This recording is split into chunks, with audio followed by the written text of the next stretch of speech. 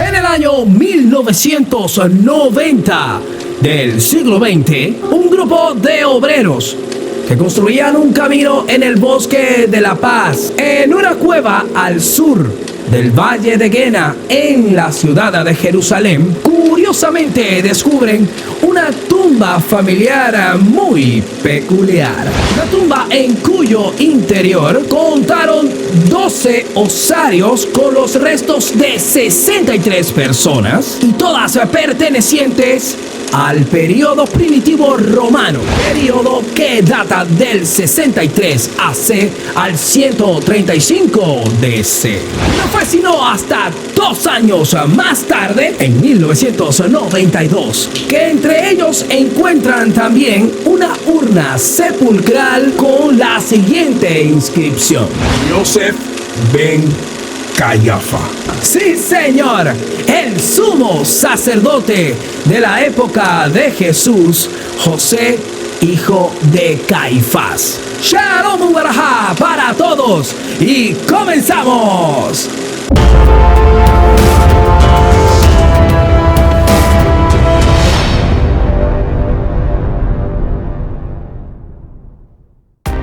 Mis hermanas y hermanos queridos, sean todos y todas bienvenidos a este su espacio, a este su canal, Genio Café Lisa. Ya saben ustedes que este es el espacio donde yo los quiero acercar un poquito más a las reales y verdaderas maravillas de la palabra escrita de Dios, la liturgia y cuanto la iglesia nos ofrece. Se dice que aún se conservan los restos en el osario de José Caifás, aunque no se puede establecer una verdad absoluta sobre este osario. Bueno, porque mucha gente dice que se labró con fines religiosos. También hay otros expertos que dicen que es auténtico. Y la verdad, yo creo que ha sido uno de los hallazgos más importantes de nuestra era, junto con otros, claro, que hablaremos más adelante. Lo cierto es que profundizaremos, eso sí, sobre este personaje principal en el camino hacia la cruz de nuestro Señor Jesucristo, Joseph ben Cayafa, que en hebreo sería escrito más o menos así, pero que más popularizado fue el griego como Caifás. Es uno de los personajes más importantes tenemos dentro del Nuevo Testamento, sumo sacerdote judío y cabeza del Sanedrín. Ocupó este cargo desde el año 18 hasta el 36 DC, y que según el Evangelio de Lucas y de Juan, pide el arresto de Jesús, pero también solicita al prefecto romano su crucifixión, que muy probablemente no haya salido esta idea de su cabeza, sino más bien de su suegro Anás. Anás, hijo de Set, quien fuese sumo sacerdote precedente al periodo de José Caifás. Y siendo precisos con su periodo, viene siendo el del año 6 hasta el año 15 DC. Caifa es un apodo que significa rocoso, que curiosamente vamos a ver que es el mismo que le atribuye Jesús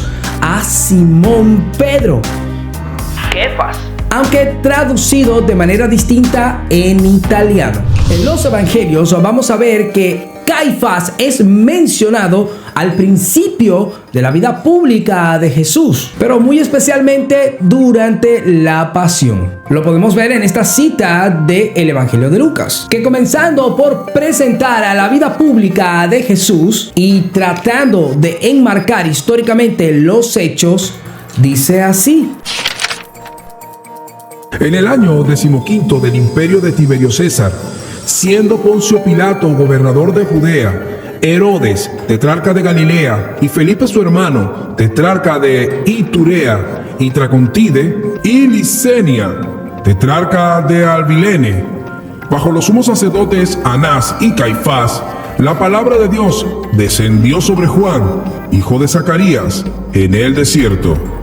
Aquí ya vemos cómo menciona a los dos sumos sacerdotes, Anás y Caifás. Esto como si hubiesen ocupado al mismo tiempo el cargo, cuando era Caifás el único que ejercía el cargo institucional en ese momento, periodo en el cual este ya habría sucedido a su suegro Anás, como sí lo especifica Juan en relación a los acontecimientos del año 30. El hecho de que en Juan se cite a varios sumos sacerdotes solo indica que quienes ocupaban el cargo en ese momento podían jactarse de seguir ejerciendo el título. Pero en el caso de Lucas indica a Anás como co-sumo sacerdote de Caifás, porque era este quien ostentaba el poder de estar ligado al título. Juan también reitera en un pasaje posterior que el verdadero sumo sacerdote era José Caifás y que este oficio era nada más y nada menos que legitimado por el mismo Dios, que le habría permitido profetizar sobre el Mesías. Durante la pasión de Jesús, los evangelios cuentan que su arresto fue iniciativa de los sumos sacerdotes y por supuesto del Sanedrín, a quien presidían. Que también fueron quienes pagaron a Judas para que le traicionara. Así que luego de su arresto fue conducido por Anás y luego por Caifás hacia el templo donde comenzaría su juicio. Esto se va a poner feo. Y como bien lo dijimos en el video pasado, el sumo sacerdote y el Sanedrín en pleno no podían imponer la pena capital. Y aquí es donde nace la maledicencia de los sumos sacerdotes. Y bueno, aquí vamos a ir paso por paso, Step by step. describiendo algunos pequeños detalles que son realmente relevantes. Lo primero es que el Sanedrín esperaba que Jesús se presentara vestido de negro y con los pelos hechos jirones para implorar piedad. Pero claro, su sorpresa no pasó desapercibida cuando ven al rabino de Galilea vestido con su Simlat Pesach, con su traje de la fiesta de Pascua. Así los tiene. 2 huevos así de grandes que tiene. Así de grandes. Adornado de granadas y de flores de mirto, campanillas de oro o plata que tintineaban al caminar y que estaban cosidas al borde de la manga y también de la orla. Una banda que a la cintura ceñía sus lomos y otra banda que en la cabeza sujetaba sus cabellos, un singular manto y unas tremendas sandalias. Bueno, vestido con su traje habitual, el sumo sacerdote Caifás. Ajá. ¿Y los sumos sacerdotes también utilizaban algún traje especial? Sí, te lo explico. Los sumos sacerdotes usaban únicamente los ornamentos sagrados el día del Yom Kippur. ¿Pero qué rayos es el Yom Kippur?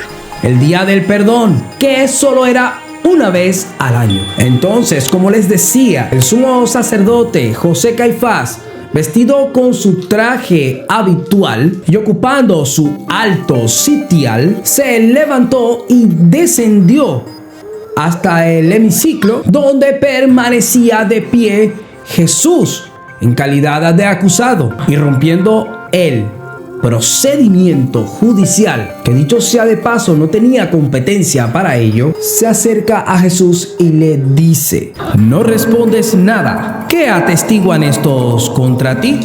Y bueno, bla bla bla, ya ustedes saben lo que viene después de eso. Ahí es cuando la sala se llena de un silencio sepulcral. Entonces José Caifás hace de Shatán, mira cara a cara a Jesús, ojo con ojo, y le pregunta directamente si él es el Hijo de Dios, el Mesías esperado. Y Jesús le responde: Anihum, yo soy. Y verán al Hijo del Hombre sentado a la derecha del poder y venir entre las nubes del cielo. Citando luego el Salmo 110. Y ahí es cuando este señor José Caifás rasga sus vestiduras, metiendo las manos por el cuello y tirando hacia abajo,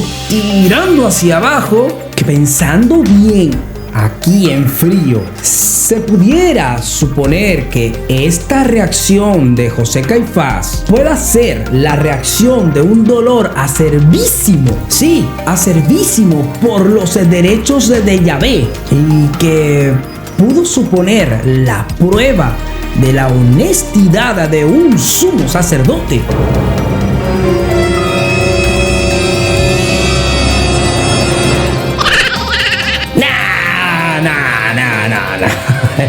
No, pero esto es más falso que un billete de 3.000 euros. Vaya, casi me lo creo.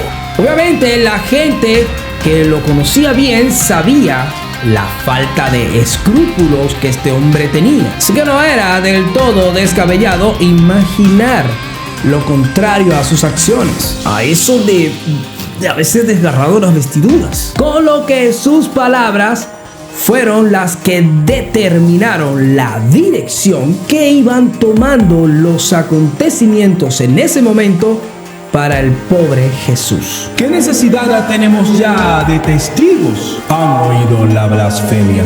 Pero la pregunta del millón fue esta: ¿Qué les parece? Nada más y nada menos que todos los asistentes quedaron como testigos. Calculen que algunos se taparon los ojos y otros los oídos. Nada más faltó él que se tapara la boca para que fueran los 3 monitos, ¿no? Entonces aquí vamos a ver cómo se complementan las funciones de lo que era un juicio precedido por un sumo sacerdote y el Sanedrín. Habría elegido entonces José Caifás el camino equivocado al ponerse contra la ley.